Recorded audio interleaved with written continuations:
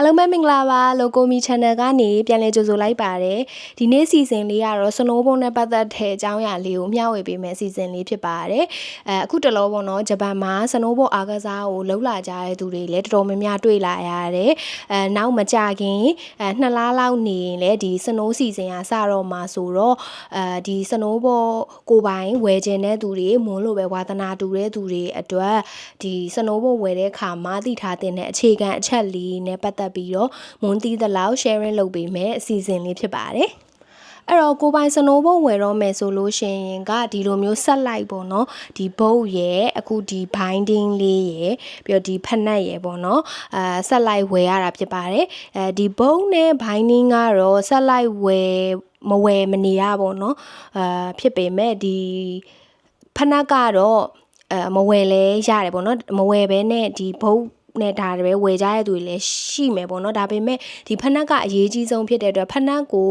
rental လုပ်တာကလုံးဝမကောင်းတဲ့အချက်ပါဒီ Snowball မှာကဒီ boat ကို control လုပ်မဲ့ဖက်နက်ကအရေးကြီးဆုံးပါအဲ့တော့ဒီ boat ကိုပဲဝယ်ပြီးတော့ဖက်နက်ကို rental လုပ်မယ်ဆိုလို့ရှိရင်အသားမကျပဲနဲ့စီးလို့မကောင်းတာမျိုးဖြစ်နိုင်ပါတယ်အဲ့တော့တကယ်လို့ကိုကပတ်စံအများကြီးမသုံးချင်သေးလို့ဝယ်မယ်ဆိုရင်တော့ဖက်နက်ကိုပဲအရင်ဝယ်ဖို့အကြံပေးချင်ပါတယ်အဲ့တော့ကိုပိုင် Snowball ဒီ3ခုကိုဝယ်တဲ့အချိန်မှာဘယ်ချက်တွေကိုစဉ်းစားရမလဲဆိုတာနဲ့ပတ်သက်ပြီးတော့ပြောပြပေးချင်ပါတယ်အရင်ဦးဆုံးဖက်နက်ကနေစလိုက်ကြမယ်အဲ့တော့ဒီ boots ပေါ့နော်ဒီ Snowball boots ကတော့အရေးကြီးဆုံးအချက်ထဲမှာပါပါတယ်အရင်ဦးဆုံးကိုပိုင်ဘုတ်ဝယ်မယ်ဆိုတာနဲ့ဖက်နက်ကိုအရင်ဆုံးရွေးချယ်ရပါတယ်ဒီဖက်နက် site ပေါ်မူတည်ပြီးတော့မှဒီက binding site တွေလည်းကွဲပြားသွားမှာဖြစ်ပါတယ်အဲ့တော့ဖက်နက်ကိုရွေးချယ်နေရာမှာဖက်နက်ကအမျိုးအစား3မျိုးရှိပါတယ်ကျိုး type ပေါ့နော်ဒီခြီတဲ့ lace လေးတွေကကျိုး type ဒါကကြတော့စနီကာတွေလိုပဲပုံမှန်တိုင်းဒီလိုမျိုးခြီုံပဲပေါ့နော်နောက်တစ်ခုကကြ quick lace လို့ခေါ်တဲ့ဒီ wire ကျိုးတွေကဝါယာကျိုးကိုဒီလိုမျိုးနှစ်ဖက်ဘေးမှာဆွဲဖို့အတွက်ပေးထားတယ်အဲ့ဒါလေးကိုဆွဲလိုက်ပြီးတော့ဒီလိုထည့်ပြီးတော့ဝေ့ရုံပဲပေါ့နော်အဲ့ဒါကတော့quick lace ပေါ့နော်နောက်ဆုံးတစ်ခုကတော့ဒီ boa type ပါ boa type ကကြတော့ဒီရပေါ့နော် boa အလုံးလေးနဲ့လှည့်ပြီးတော့ short တင်းလုပ်ရတယ်ပြီးတော့ဒီဟာလေးနဲ့ပိတ်ရတယ်ပေါ့နော်ဒါကတော့boa type ပါဒီ boa type ကတော့ဒီ rental တွေရောတော်တော်များများရောဝယ်ကြတာ boa type ပဲဝယ်ကြတာများပါတယ်အဲ့တော့ဘယ်ဟာကကောင်းလဲဆိုလို့ရှိရင်တော့မိုးရဲ့အကြိုက်ကတော့ဒီ boa type ပေါ့နော်တချို့တွေကြတော့လည်းဒီအလုံးကိုမလှည့်ခြင်းလို့ quick lace ပုံစံမျိုးပဲဝယ်ကြတာလည်းရှိပါတယ်ဒါကတော့ကိုယ်ကြိုက်နေကိုပေါ့နော်ကျိုး type ကတော့ဝယ်တဲ့သူတော်တော်ရှားမယ်လို့ထင်တယ်မိုးလဲကျိုး type တခါ random မှာစီးဘူးတယ်တော်တော်အဆင်မပြေဘူးပေါ့နော်ကျိုးကပြုတ်ထွက်သွားတော့အမစီးနေနေပြန်ချီနေရတာမျိုးရှိရပေါ့နော်အဲ့တော့မိုးကအကြံပေးရမယ်ဆိုရင်တော့ဒီ boa type ကိုပဲအကြံပေးချင်ပါတယ်ဒီ boa type မှာလဲ तू ကဒီအလုံးလေးอ่ะဒီတစ်ခုနဲ့ဒီအလဲမှာတစ်ခုနဲ့ဘေးဘက်မှာပါတယ်ပေါ့နော်အဲ့လို type မျိုးလည်းရှိပါတယ်ဒါကကြပို့ပြီးတော့မာတယ်ပေါ့နော်ခြေထောက်ကိုပို့ပြီးတော့ထိန်းပေးတဲ့ပုံစံမျိုးပို့ပြီးတော့မာလေးဝစ်ချင်တဲ့သူတွေအတွက်ပေါ့နော်ဒီ Snowball ဖက်နက်မှာဆိုရင် soft medium hard ဆိုပြီးတော့3မျိုးရှိတယ် soft ကကြတော့ beginner တွေအတွက်ပို့ပြီးတင့်တော်တယ်ပေါ့နော် beginner တွေကခြေထောက်လမ်းလျှောက်တဲ့နေရာမှာဒီလိုမျိုးအရန်ကြက်နေလို့ရှိရင် control မလုပ်နိုင်တာတို့ဒီဘုတ်ကို control မလုပ်နိုင်တာတော့အဲ့လိုမျိုးရှိရပေါ့နော်အဲ့အတွက်beginner ဆိုရင်တော့ soft ကတင့်တော်တယ်ဒါပေမဲ့ကိုကကိုက intermediate level ပေါ့နော်ဒီ advanced level တွေအထိလဲကိုကဒီဖက်နက်ကိုအချိန်ကြာလေးသုံးကျင်နေဆိုလို့ရှိရင်တော့စဝယ်ထဲကနည်းနည်း medium လောက်ကိုဝယ်ထားတာကနောက်ပိုင်းကျလို့ရှိရင်ကိုစီးတက်သွားလို့ရှိရင်လဲသုံးပြရတာလွယ်တယ်ပေါ့နော်စီးတက်သွားရင်တော့ချက်ချင်းဖက်နက်ကိုဒီမာတာကိုလဲကျင်မှာပဲပေါ့နော်ဒီ intermediate တို့ advanced တို့ level တို့ရှိတဲ့သူတွေကတော့နည်းနည်းမာတာကိုကြိုက်ပါတယ်အဲ့ဒါမှာ trick တွေဘာတွေလောက်ရတာပို့ပြီးတော့အဆင်ပြေတာပေါ့နော်ဒါပေမဲ့အရန်မှာသွားလို့ရှင်လဲကြောက်ပတ်တီးကင်ထားသလိုမျိုးဖက်နက်ကြီးကဖြစ်နေမယ်ပေါ့နော်အခါကျရင်လဲ beginner တွေအတွက်ဆိုလို့ရှင်ရင်လှုပ်ရှားရမလွယ်ကူတာမျိုးဖြစ်တတ်ပါတယ်အဲ့တော့ရွေးချယ်မယ်ဆိုလို့ရှင်တော့ကိုကြိုက်တာကိုနဲ့တင့်တော်တာကိုအကြိုက်နဲ့ကိုရွေးချယ်တာကောင်းပါတယ်ဖက်နက်ရွေးမယ်ဆိုရင်တော့ဆိုင်ကိုသွားပြီးတော့ဝစ်ကြည့်ပြီးမှရွေးရကောင်းပါတယ်ဆိုင်မှာဆိုလို့ရှိရင်တို့မှာတိုင်းနဲ့ပေါ့နော်တိုင်းနဲ့အဲ့ဒီအပြားလေးလည်းရှိပါတယ်အဲ့ဒီအပြားလေးမှာခြေထောက်ကိုအရင်တိုင်းကြည့်ပြီးတော့မှကိုယ့်ရဲ့ site ထက် 0.5 1လောက်ပဲကြီးတဲ့ဟာကိုဝယ်သင့်ပါတယ်ဒါမှမဟုတ်လို့ရှိရင်လည်းကိုယ့်ရဲ့ site အတိုင်းကွက်တီဝယ်သင့်ပါတယ်ဘာဖြစ်လို့လဲဆိုတော့ဒီအနောက်မှာဖက်နက်ထဲမှာဒီခြေဖနောက်ကကြွနေမယ်ဆိုလို့ရှိရင်အနေရရမ်းများပါတယ်ဒီရှေ့ခြေထိတ်ကလည်းလွတ်နေမယ်ဆိုလို့ရှိရင်ခြေချောင်းလေးကြီးကျိုးတာမျိုးဖြစ်နိုင်ပါတယ်အဲ့အတွက်ကြောင့် ကိုနဲ့လုံးဝပီတာတီပေါ့နော်ကွက်တီဖြစ်မဲ့ဖက်နှက်မျိုးဝယ်သင့်ပါတယ်မွန်းဆိုလို့ရှိရင်ဒီဟာကမွန်းရဲ့ဟာ hard ပေါ့နော်no hard မဟုတ်ဘူး medium ပေါ့နော်အရန်မမာအရန်လည်းမမာဘူးအလဲလက်ပေါ့နော်အရန်လည်းမပြော့ဘူးပြီးတော့မွန်းရဲ့ဖက်နှက်ဆိုင်နဲ့တစ်ကြီးထားတယ်ပေါ့နော်မွန်းရဲ့ဖက်နှက်ဆိုင်ကဟိုမှာတိုင်းလိုက်တာတော့22မပြည့်တပြည့်လေးဒါပေမဲ့မုံပုံမှန်စည်းနေကြ23ဆိုတော့ဟိုအရန်ကြက်နေမှာဆိုလို့မုံကတော့23လေးကိုယူလိုက်ပါတယ်ဒါကတော့ဒီဇိုင်းကတော့ဒီလိုမျိုး main ကလေးဆန်ဆန်လေးယူလိုက်တာပေါ့နော်ဒီဖက်နှက်ကတော့ဒီဇိုင်းတွေကမျိုးရှိရဲနောက်တော့ဒီ brand တွေကလည်းမျိုးရှိရဲဒီ Snowball niche ထဲမှာဆိုရင်ဒီဘာတွန်တို့ဘာလို့ပေါ့နော်နာမည်ကြီးရယ်ဒီအခုဒီနှစ်ဂျပန်မှာနာမည်ကြီးဆုံးဖြစ်နေတဲ့ဖက်နှက်ကတော့ဒီ Ride ပေါ့နော် Ride ရဲ့ဒီဖက်နှက်ကဖက်နှက်တွေကဂျပန်မှာနာမည်ဒီနှစ်အတွက်ပေါ့နော်နာမည်အကြီးဆုံးဖြစ်နေတယ်လူကြိုက်အများဆုံးဖြစ်နေတယ်မုံဝယ်လိုက်တာတော့ Ride ရဲ့ Search ဆိုတဲ့series လေးပါနောက်တစ်ခုကတော့ mono binding အကြောင်းပြောပါမယ် binding ကကြတော့ဒီမှာကြည့်မယ်ဆိုလို့ရှိရင်မွန်ရဲ့ binding ကဒီမှာ strap type ပါ strap type ပေါ့နော်မွန်ရဲ့ binding ကဒီမှာ strap type ဖြစ်ပါတယ်တော့ binding ကကြတော့များသောအားဖြင့်တော့ဒီ design နဲ့ပဲရွေးချယ်လို့ရပါတယ်ဖက်နှက်ကကိုဖက်နှက် size ဘယ်လောက်သိပြီလဲဆိုလို့ရှိရင်ဒီ binding ကိုsmall medium large ရှိတယ်ပေါ့နော်အဲ့ဒါမွန်ဟာဆိုလို့ရှိရင်ဒါ medium ပေါ့နော် medium 23ဆိုလို့ရှိရင် binding က medium လောက်ဝယ်ရတယ်ပေါ့နော် medium size ကိုဝယ်ထားတာဖြစ်ပါတယ်။ binding မှာလည်းအမျိုးအစား၃မျိုးရှိပါတယ်ပထမတစ်ခုကတော့ဒီမွန်ရဲ့ဟာလိုမျိုးဒီ traditional ပေါ့နော်ဒီ strap type လေးပါ strap type ကတော့ဖွင့်ပြီးတော့ကျိုးပေါ့နော်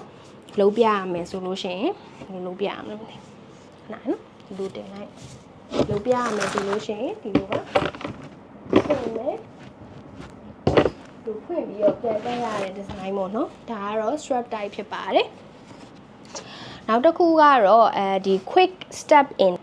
in ပေါ့နော် quick step in ကကြတော့ဘယ်လိုလဲဆိုလို့ရှိရင်ဒီမှာဖက်နှက်ရှိမယ်ဆိုလို့ရှိရင်ဒီလိုမျိုးဒီကျိုးပါနော်ကျိုးပါတစ်ခါတည်းလှုပ်ပြီးသားတက်ပြီးသားပေါ့နော်ကျိုးပါတက်ပြီးသားအဲ့ဒါကိုမှဒီနောက်ကဓာလေးကိုလှန်ချလိုက်ပြီးတော့ဖက်နှက်တစ်ခါတည်းဒီအနောက်ကနေဝင်လိုက်ရုံပဲပေါ့နော်ကျိုးဝေးပါလို့ဆရာမအဲ့ quick step in လို့ခေါ်ပါတယ်နောက်တစ်ခုက step on ပေါ့နော် step on ကကြတော့ဒီဟာတွေတခုမှမပါဘဲနဲ့ဒီကျိုးတွေတခုမှမပါဘဲနဲ့ဒီမှာသူကဒီလိုတစ်ခါတည်းဖက်နှက်ကိုတစ်ခါတည်းစီးရဲ့နေရာမှာ step on လုပ်လိုက်ရုံပဲပေါ့နော်အဲ့ဒါကကြတော့ဖက်နှက်ကလည်း step on ဖက်နှက်ဖြစ်မှရပါမယ် step on ဖက်နှက်ကကြတော့ဒီဘက် down လေးမှာဆိုလို့ရှိရင်အဖုလေးတစ်ခုပါတယ်ပေါ့နော်အဲ့ဒါလေးနဲ့သူကဖက်နှက်ကို binding ကိုတက်ဆင်ပေးတဲ့ပုံစံမျိုးလေးပါအဲ့တော့မွန်ရဲ့ဒီဖက်နှက်ကတော့ဒါ step on မဟုတ်ပါဘူးအဲ့တော့step on စီးကျင်တယ်ဆိုရင်တော့ step on အချင်းချင်းဝယ်မှဖြစ်ပါမယ်ကျန်တာကတော့ပေါ့နော်ကိုယ့်ကိုဒီဇိုင်းနဲ့ရွေးရုံပါပဲဒီ flex တို့ union တို့ကတော့ဒီဇိုင်းတွေအတော်လှရတဲ့မှာပါပါတယ်ဒါကတော့မွန်ကတော့ဘာတွန်ဘုတ်ဖြစ်တဲ့အတွက်ဘာတွန်ဘိုင်းနေမဲ့ဝယ်လိုက်တာပေါ့နော်beginner တွေအတွက်ကတော့ step on ကပိုလွယ်မယ်လို့ထင်တယ်ဒါပေမဲ့ step on ကဈေးကြီးတယ်ပြီးတော့ဒီနှစ်ပိုင်းကျမှပေါ်လာတဲ့ဘိုင်းနေနေပေါ့နော်မွန်တို့ကတော့စတင်နေတာဒါနဲ့ပဲတင်ခဲ့တော့ဒီဟာဆိုလို့ရှိရင်တော့စီးမယ်ဆိုလို့ရှိရင်ဒီ snowboard ကိုတက်တဲ့အခါမှာတစ်ခါထိုင်ပြီးတော့မှတက်ပြီးမှပြန်ထားပေါ့နော် beginner တွေကထိုင်ထားလို့ကိုခက်ခဲတဲ့သူတွေလည်းရှိရဆိုတော့step on ဆိုလို့ရှိရင်တော့တစ်ခါတည်းမတက်ရက်ပြီးတော့စီးလိုက်လို့ရတဲ့တော့ပို့ပြီးတော့အဆင်ပြေမယ်လို့ထင်ပါတယ်ဒါပေမဲ့ဈေးကတော့ကြီးပါမယ်Okay နောက်တစ်ခုကတော့ one of the ပေါ့နော် main item တွေကဘုတ်ဖြစ်ပါတယ်ဒီဘုတ်မှာဆိုလို့ရှိရင်ကအမျိုးအစား6ခုရှိပါတယ် camber hybrid camber flat rocker double camber နဲ့rocker ဘုတ်ဖြစ်ပါတယ်အဲ့တော့မွန်ရဲ့ဒီဘုတ်ကဆိုလို့ရှိရင်ဒါ hybrid camber ပေါ့နော်ဒီမျိုးစားတွေကဘာကွာလဲဆိုတာကိုအရင်ဆုံးကမ်ဘာကနေရင်စပြောပါမယ်ကမ်ဘာဘုတ်ပေါ့နော်ကမ်ဘာဘုတ်ကဒီခါးငယ်လို့ပြပြလေးဖြစ်နေတဲ့ဒီအလဲမှာပေါ့နော်ဒီတိုင်းကြည့်မယ်ဆိုလို့ရှိရင်တော့မမြင်ရဘူးဒါမဲ့ဒီလိုအပြားပေါ့နော်မြင်းကြီးပေါ်မှာကြည့်လိုက်မယ်ဆိုလို့ရှိရင်တော့ဒီအလဲလေးကနည်းနည်းလေးဖောင်းနေအောင်တွေ့ရမှာပါအဲ့ဒါကကြတော့ဘာအတွက်လဲဆိုလို့ရှိရင်ဒီ carving ပေါ့နော် carving ဒီလိုအကွေ့တွေကိုများများလှုပ်ချင်တဲ့သူတွေအတွက် တီထွင်ပြီးတော့ထုတ်ထားတဲ့ဘုတ်လေးပါဒီလူရဲ့ weight ကဒီ snowboard ပေါ်မှာရက်လိုက်မယ်ဆိုလို့ရှိရင်ဒီထန်းနေလောက်တဲ့အခါမှာခြေထောက်တစ်ဖက်မြောက်တစ်ဖက်ချလောက်တယ်အဲ့ချိန်မှာဒီဟာကဒီယာကြီးကအပြားကြီးဆိုလို့ရှိရင်ထန်းကလွယ်ကူမဖြစ်ဘူးပေါ့နော်အဲ့တော့ဒီနေရာလေးကကြွနေလို့ရှိရင်ဘုတ်ကိုလူကအရန်အားထဲစရာမလိုပဲနဲ့ဘုတ်လေးကဒီလိုလေးဆောင်းရမယ်ပေါ့နော်အဲ့လိုပုံစံလေးအတွက်လုပ်ထားတာခံပါဘုတ်ဖြစ်ပါတယ်နောက်တစ်ခုhybrid hybrid camper ကကြတော့ဒီမုံရံဘုတ်ပေါ့နော်ဒီမှာဆိုလို့ရှိရင်အလဲမာကခါငယ်ပုံလေးကံပါဒီဘေးဘက်တွေကဒီ nose နဲ့ tail ကကြတော့နည်းနည်းလေးကော့နေပေါ့နော်အဲ့ဒါကrocker flat ပေါ့နော် flat top လို့ပုံစံလိုမျိုးလုပ်ထားတဲ့အတွက်ဒါက all mountain ပေါင်တာဆိုလဲစီးလို့ရမယ် all mountain စီးလို့ရမယ်ပြီးရင်ဒီဟာက freestyle လဲစီးလို့ရဖို့အတွက် hybrid camper လုပ်ထားတာပါနောက်တစ်ခုကတော့ flat boat ပေါ့နော် flat boat တွေကတော့ဒါတွေက beginner တွေအတွက်အသင့်တော်ဆုံးဖြစ်တဲ့ flat boat တွေပါ flat ကတော့flat လေအကုန်လုံးစီးလို့ရတယ်သူကကြတော့ဒီ camper နဲ့ဘာကွာလဲဆိုလို့ရှိရင် edge ပေါ့နော် edge ဆိုတာကကြတော့ beginner တွေအဖြစ်များတယ်ဒီ mono ကတဲ့တောင်ဆောင်မှာဒဲဆင်းသွားမယ်ဆိုလို့ရှိရင်စနိုးဘုတ်ကိုဒီလိုလေးနည်းနည်းထောင်ပြီးတော့ဆင်းရတာပေါ့နော် beginner တွေကကြဒလိုကြီးဆင်းသွားတတ်တယ်အဲ့ခါကျရင်ဒီအရှိကအသွားနဲ့ရေခဲနဲ့ကဒီလိုမျိုးရေခဲတွေကစုလာပြီးတော့ရေခဲနဲ့ဒီလိုတိုက်မိပြီးတော့ချော်လဲတဲ့ပုံစံမျိုးပေါ့နော်အနေရများတဲ့ဟာမျိုးတွေပါအဲ့ဒီဟာတွေကအဖြစ်နဲတယ် flat ဆိုရင်ပေါ့နော်ဒီကံပါဆိုရင်တော့ပို့ပြီးတော့နည်းနည်းလေးဖြစ်နိုင်တယ်ပေါ့နော်နောက်တစ်ခုကကြတော့flat rocker flat rocker ကကြတော့သူက rocker ဆိုတာကနောက်မှပြန်ရှင်းပြမယ်ပေါ့နော် rocker ကလုံးဝဒီလိုဝိုင်းနေတာပေါ့နော် flat rocker ကကြတော့ဒီထိတ်နှစ်ဖက်ကဝိုင်းပြီးတော့ခုနကဒီအလဲကကြတော့အပြားပေါ့နော်အဲ့ဒီဟာတွေကကြာပေါင်တာအတွက်လည်းကောင်းတယ်သူကနောက်တစ်ခု free style ဒီ stand နေဒီလို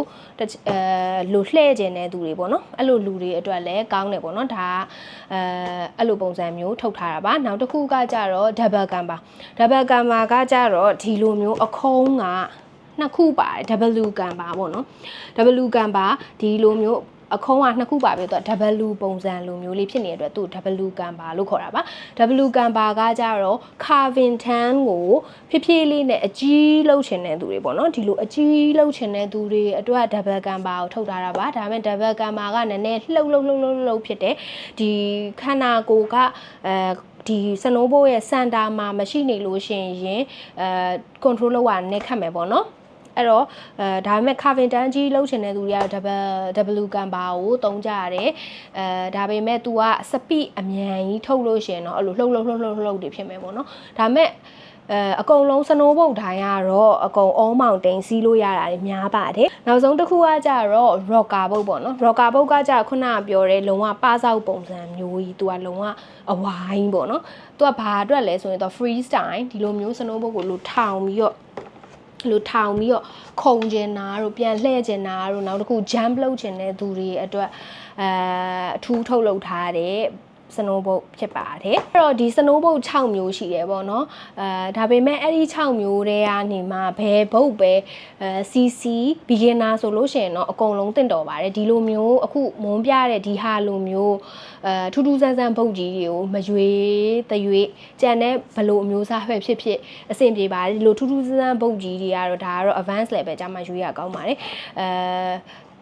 ကျန်တဲ့ဘုတ်တွေကတော့ဘလို့ all mountain ဘလို့ဟာမျိုးမှပဲဖြစ်စီးရအဆင်ပြေပါတယ်ပြီးတော့ဘုံမှာလည်းအဲ့လိုမျိုးမာလားပျော့လားဆိုတာရှိရပေါ့နော်အဲ့ဒါကတော့ကိုယ်ကြိုက်တဲ့ကိုရွေးချယ်ပေါ့နော်နောက်တစ်ခုကကြတော့ဒီအသေးစားလေးနဲ့ပတ်သက်ပြီးတော့ပြောပြပေးခြင်းပါတယ်အဲ့ဒါဘာလဲဆိုတော့ဒီကျိုးလေးပေါ့နော်ဒီကျိုးလေးနဲ့ဒီဝက်ကလေးဖြစ်ပါတယ်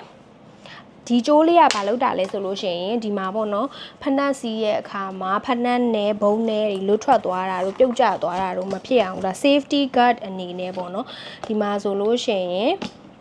ဒီမှာပေါ့နော်မုံတို့ကဖနက်ကိုဝစ်လိုက်မယ်ဆိုလို့ရှိရင်ဒီဖနက်နဲ့ကျိုးနဲ့ကိုဒီလိုမျိုးလေးချိတ်ပေးထားတဲ့ဟာပေါ့နော်အဲ့ safety guard လေးကလည်းမဖြစ်မနေလိုပါတယ်ပြီးတော့ဒါကကြတော့မွန်းတို့ခြေထောက်တစ်ဖက်ထဲနဲ့စီးတဲ့အချိန်ပေါ့နော်lift ပေါ်ကဆင်းတာပဲဖြစ် lift နဲ့သွားတာပဲဖြစ်ကြခြေထောက်တစ်ဖက်တည်းဖြုတ်ပြီးတော့စနိုးဘုတ်ကစီးရပါတယ်အဲ့ခါကျတော့အဲ့အချိန်မှာတစ်ဖက်တည်းစီးရခါကျလို့ရှိရင်နောက်တစ်ဖက်ကိုဒီတစ်ဖက်နဲ့ဒီလိုတွန်းပြီးတော့ရွှေ့လိုက်ပြီးတော့နောက်တစ်ဖက်ကိုဒီပေါ်မှာတင်မိုးပေါ့နော်တင်တဲ့ခါမှာချောမသွားအောင်လို့ဒီဟာလေးခံလေးထားထားမယ်ဆိုလို့ရှိရင်ရေခဲနဲ့ချောမသွားတော့ဘဲနဲ့ဒီပေါ်လေးမှာဖနက်ကလေးကိုဒီလိုလေးခြေထောက်ကိုတင်ပြီးတော့တစ်ဖက်ထဲနဲ့စီးွားလို့ရပါတယ်ပြီးတော့ကိုကလုံးဝဇက်တိုက်ဆင်းတော့မယ်ဆိုတော့မှဒီမှာပြန်တက်တာပေါ့နော်အဲ့လိုပုံစံလေးအတွက်ဒါလေးကိုသုံးတာဖြစ်ပါတယ်